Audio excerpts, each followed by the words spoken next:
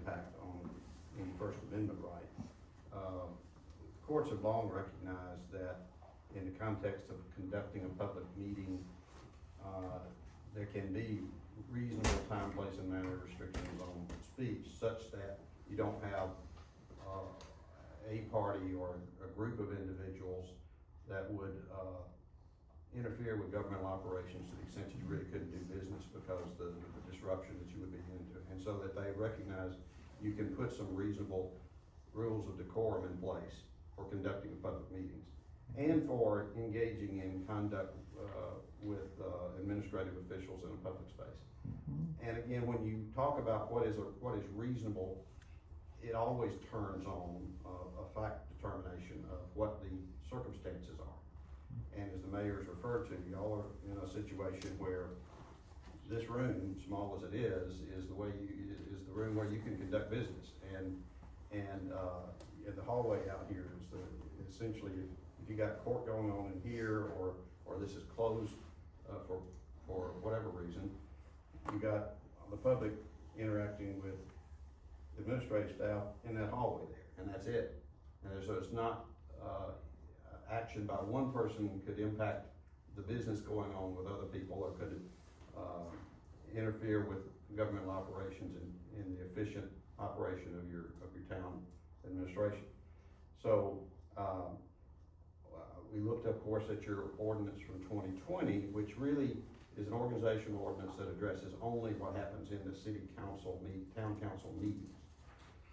And in that context, it has a paragraph or two about public comments in the meeting, for example, but it's principally about the decorum to the extent that it addresses decorum at all. It's about decorum by and among council members. There's a reference to a sort of a unspecific reference to the members of the public and public comments adhering to the same kind of rules that you would have for the council members. But it doesn't go into any detail about the kind of expectations that you have of the public. This just defines it better. Again, there's no intent here, and there's no nothing in this ordinance that does prevent public comments that, frankly, to be clear, legally, this council is not required by law or in Constitution to allow public comments during or at a council meeting. This is not a public forum other than when you have public hearings, like you're talking about having for the planning commission, or public hearing at a council meeting for planning commission. As a general rule, a meeting like you're having tonight, there's nothing in the law that requires you to allow public comments at all. Of course, you've always done it. You've done it within some rules that you already have in place, and you did it tonight. And there was no restriction on anybody that spoke tonight about what they'd say or how they would say it. And that's, but you can, if you do allow public comments as you're doing, you can impose some limited time, place, and manner restrictions about how it's done. For example, you can, this ordinance doesn't say, for example, you can't record in a council meeting. It just says how we expect you to behave and conduct yourself if you are going to record in a council meeting. Those are the kind of things that are addressed to give it more detailed understanding of what is expected of the public in interacting with the council and council meeting, and interacting with your administrative staff in the building. The ordinance doesn't seem unreasonable to me, but I don't have your experience as a lawyer. In your professional opinion, this is a reasonable, and it would fit the definition of reasonable. Yes. It's malpractice. Yeah. It's incompetent. Thank you, Woody, appreciate it. Woody, that was the one I had on the top to ask. I didn't know if you were gonna be here or not, but I did wanna know your opinion, and if it was vetted by you prior to it. The paragraph, whereas, it's at the very bottom before therefore. I would just caution that if we were to adopt this, that the staff and administration be prepared for questions and have readily available documents that might need to be had to kind of cut down on some of that confusion. I think that we should have, and and this is old school, but the hanging pockets that used to be in the clerk's office, I don't know if they still are there or not, but there should be some that are for readily available forms that most people would ask for. The part on section 2, talking about attendance at speaking at the meetings and work sessions. Okay, so I appreciate you saying that, Woody, but I would never be in favor of not allowing the public to have comments. I think that would just be, for a small town like us, that would be detrimental for our relationship with the community. And I will say, I used it as an Yeah, example, I to say got there's that. no law, but Yeah. I don't know of a public entity that I've ever worked with that doesn't allow public comments in some fashion. It only makes sense, you are here to serve the public. It's just not, it's just so that you understand that, legally, it's not a legal requirement I set in got the that, context yeah. of a I public got that. hearing, and since it's not, you can set restrictions on how you're going to allow. In this portion, correct me if I'm wrong, the way that I read it, there's no longer the 3 minutes and 5 minute, according to this. Everybody gets 3 minutes, whether you put your name on the list or you don't put your name on the list. Is that correct? That's the way it's written, yes.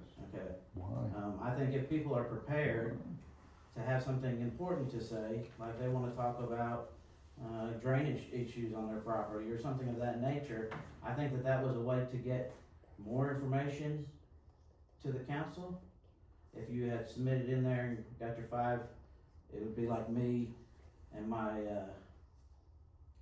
announcement about the international date today.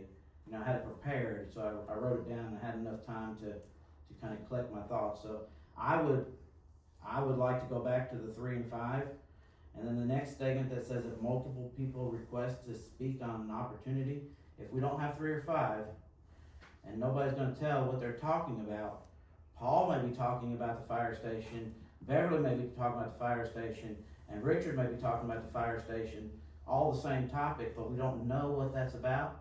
And I personally wouldn't want to not hear from all 3 of those people, because he may be bringing up a thing about the fire station in one way, Beverly might be saying something that added a little bit more information to it, and then Richard might add a little bit more. So I think telling people that they have to kind of combine their thoughts. Well, it doesn't say that. I mean, what it says is, Yeah. and I've had this situation. Let's say you've got somebody who is, I've had it in a school board context, some teacher, favored coach or whatever is coming up for disciplinary action. So 30 people come in and talk about how great this teacher was. Well, the point is, I mean, if they're all gonna get up and say the same thing, But how would we know that prior if we didn't? well, what I'm saying, you'll know when they start standing up. And it doesn't say you not do it, it says they are encouraged to avoid unduly repetitive comments. I mean, we're not saying that you can't do it, it's a statement basically saying, we don't need to hear the same people saying the same thing 10 times, but there's nothing in here that says they can't do it if they insist on it. Well, it says they may be asked to designate a person to speak on behalf. They may be asked to, but there's nothing here that says they can't.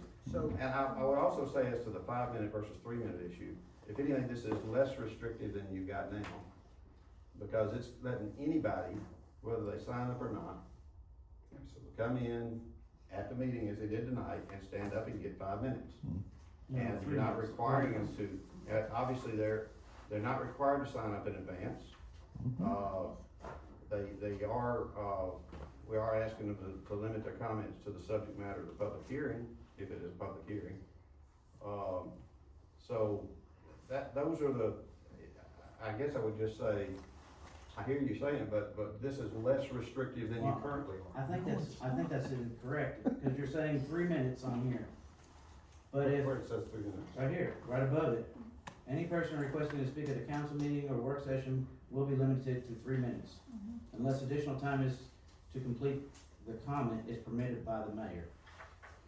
So, let me speak to this, and I think tonight was Oh, I see. obvious.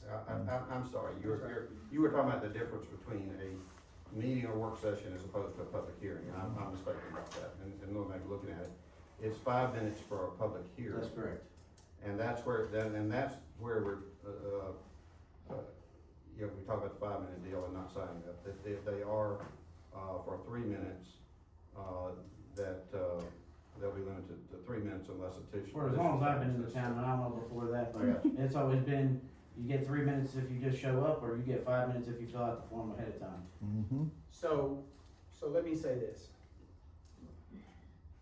As tonight is evidence therefore.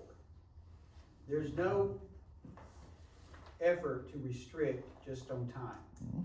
The effort is to ensure that people have the opportunity to make public comments to their council. But this is a business meeting where those comments are allowed. But you can't go for 10 minutes, 15 minutes. If you had, I'm just saying. I don't we- think it we- was that. I'm not asking that. I'm saying I- three or I- five. I got that. Yeah. But I don't think you're ever gonna find where we're going to say, okay, it's over. Tonight you did. You had 5 minutes. You So said it You tonight. had 5 minutes. You don't even know what Please, you're saying. Mr. Fuller, I, so we had 5 minutes. You had 5 minutes, Mr. Fuller had 5 minutes, and then he was able to go on. mm, There is no there's no effort. And by the way, this council could certainly ask the chair to a lot more minutes. If you think that I'm the one that's driving the ability to not let the public speak, so that has the possibility to do so. I have no desire for any of you all not to have your opportunity to speak. So I'm just. But, let me finish. Yes, sir. But it has to be done in an orderly fashion, and there has to be some expectation on guardrails. This is not a normal. It's not a normal for Huntsville. It's not a normal from anywhere. At Scottsboro, they all have these limitations on time. And they can waive those limitations individually by request. By this council, if they say, Mayor, we'd like to hear from X more. So I don't see that that's an issue. I've never seen any productive conversation that couldn't continue to go on. Right. I'm just saying, according to these are really rules. According to these rules, it's cutting people off at 3 minutes. And if we hold people to the rules, then we have to cut them off at 3 minutes. But if we extend that grace to continue to talk, that's wonderful. And I would love to hear what people have to say. But that's not what the rule says. It says that they can be cut off at 3 minutes. But if they have something prepared to say, it's always been a customary 5 minutes. I'm just saying, I would like to see that put back in here. I'm gonna continue to go through. Absolutely. Okay, great. The next section that was talking about attendance, the roles of observers, those that wanna speak in public sessions, speakers have to be, speakers in the chamber shall not, and it lists a bunch of things. One of them was talking about on your cell phone, using your cell phone while the meeting is being conducted.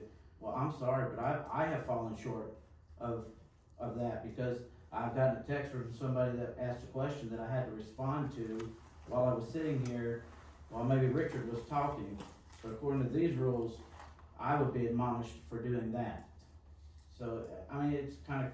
Do you think the spirit behind that is more like somebody taking a call in the middle of a meeting? It does say that in here, along with texting. It says texting in here as well. Speakers, part 2, the person shall respond with his or her name and shall state whether he or she is a resident in the town of Gurley. We have never asked, it's always been, please state your name and address for the record. We've never asked, are you a town member or not? And then what would be the next question? You're not, so it's not valid? That was kind of where I was leading with my thinking on that. I think one of the things we tried to address there was that more people are concerned now about giving their address, so there isn't a requirement to give an address, but it would be instructive for you to know whether you're talking to somebody that lives in the city or doesn't live in the city. I don't know that we've ever had a problem with people. It's not saying they can't speak, it's just, well, you know, is this a resident that lives and works and or votes in this city, or is it somebody that doesn't reside in the city? That was the purpose behind that, without asking for their street address. I've never encountered anybody that's not willing to stand up and give their address. But the next page, page 4, item number 4, speakers shall limit their comments to the subject matter to be addressed to the council. If we're talking about the subject matter that's on the agenda, that might be different than what somebody wanted to talk about. Like, I know if we're talking about dogs that are running loose in the neighborhood, well, that's not on the agenda, but that's something that's important to know where these people are having loose dogs. We don't wanna not allow them to have that opportunity to share that information. And then a little bit further down, it's talking about audio and video. It says that you can't record.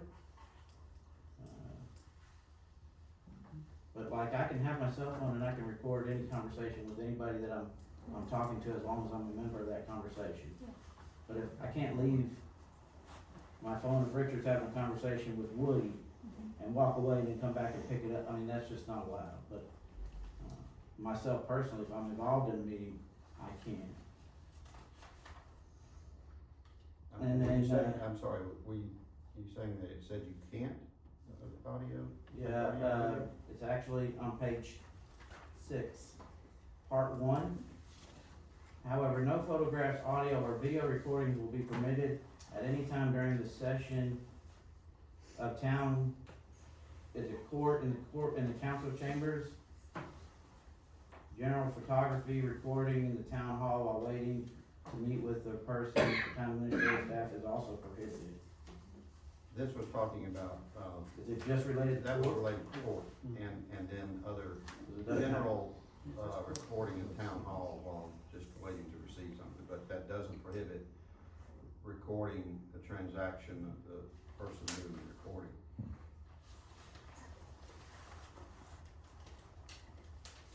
Okay, that's what I had. And I'm a simple-minded person, and I had that many questions about this ordinance that I read. Some people that are more educated, that are in this room, I think might could find more than that. And that-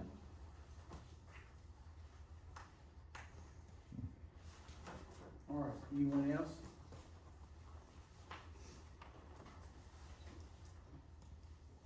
All right, so everybody had our motion, second?